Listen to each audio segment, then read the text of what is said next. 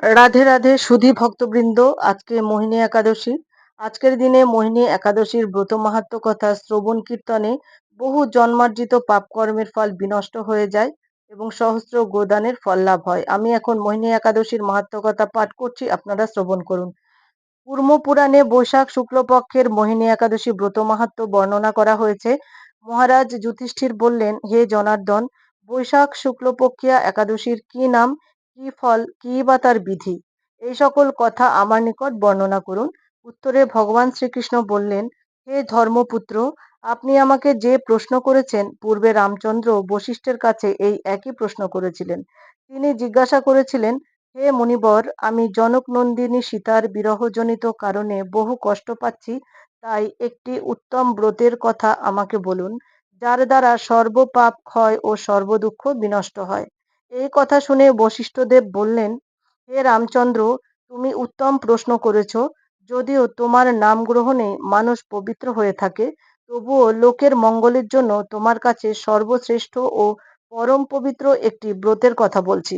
বৈশাখ মাসের শুক্লপক্ষিয়া একাদশী মোহিনী নামে প্রসিদ্ধা। এই ব্রত প্রভাবে মানুষের সকল পাপ, দুঃখ ও মোহজাল অচিরেই বিনষ্ট হয়। তাই মানুষের উচিত সকল পাপ ক্ষয়কারী ও সর্ব দুঃখ বিনাশী এই একাদশী ব্রত পালন করা। একাগ্র চিত্তে তার মহিমা তুমি শ্রবণ করো। এই কথা শ্রবণ মাত্রই সর্ব পাপ বিনষ্ট হয়ে যায়। পবিত্র সরস্বতী নদীর তীরে ভদ্রাবতী নামে এক সুশোভনা নগরী ছিল। চন্দ্রবংশজাত ধৃতিমান নামে এক রাজা সেখানে রাজত্ব করতেন। সেই নগরীতে ধনপাল নামে এক বৈশ্য বাস করতেন। তিনি ছিলেন পুণ্যকর্মা ও সমৃদ্ধশালী ব্যক্তি। তিনি নলকূপ, জলাশয়, উদ্যান, মঠ ও গৃহ ইত্যাদি নির্মাণ করে দিতেন। তিনি ছিলেন বিষ্ণু ভক্তি পরায়ণ এবং শান্ত প্রকৃতির মানুষ। সুমনা, দ্যুতিমান, মেধাবী, সুকৃতি ও ধৃষ্টবুদ্ধি নামে তার 5 জন পুত্র ছিল। পঞ্চম পুত্র ধৃষ্টবুদ্ধি ছিল অতি দুরাচারী। সে সর্বদা পাপ কার্যে লিপ্ত থাকত। পরস্ত্রী সঙ্গী, বেশ্যাসক্ত, লম্পট ও দ্রুত ক্রীড়া প্রভৃতি পাপে সে অত্যন্ত আসক্ত ছিল। দেবতা, ব্রাহ্মণ ও পিতামাতার সেবায় তার একেবারেই মতি ছিল না। সে অন্যায় কার্যে রত, দুষ্ট স্বভাব ও পিতৃধন ক্ষতিকারক ছিল। সব সময় সে অভক্ষ ভক্ষণ ও সুরাপানে মত্ত থাকত। পিতা ধনপাল একদিন পথ চলছিলেন। হঠাৎ তিনি দেখতে পেলেন ধৃষ্টবুদ্ধি এক বেশ্যার গলায় হাত রেখে নিঃসংকোচে ঘুরে বেড়াচ্ছে। তার নির্লজ্জ পুত্রকে এইভাবে চৌরাস্তায় ভ্রমণ করতে দেখে তিনি অত্যন্ত মর্মাহত হলেন। এই কুস্বভাব দর্শনে ক্রুদ্ধ হয়ে তিনি তাকে গৃহ থেকে বার করে দিলেন। তার আত্মীয়-স্বজনও তাকে পরিত্যাগ করল। সে তখন নিজের অলঙ্কারাদি বিক্রি করে জীবন অতিবাহিত করত। কিছুদিন এইভাবে চলার পর অর্থের অভাব দেখা দিল। ধনহীন দেখে সেই বেশ্যাগণও তাকে পরিত্যাগ করল। অন্ন বস্ত্রহীন ধৃষ্টবুদ্ধি ক্ষুধা তৃষ্ণায় অত্যন্ত কাতর হয়ে পড়ল। অবশেষে নিজের গ্রামে সে চুরি করতে শুরু করল। একদিন রাজপ্রহরী তাকে ধরে বন্দি করল, কিন্তু পিতার সম্মানার্থে তাকে মুক্ত করে দিল। এভাবে বার কয়েক সে ধরা পড়ল, আবার ছাড়া পেল, কিন্তু তবুও সে চুরি করা বন্ধ করল না। তখন রাজা তাকে কারাগারে বন্ধ করে রাখলেন।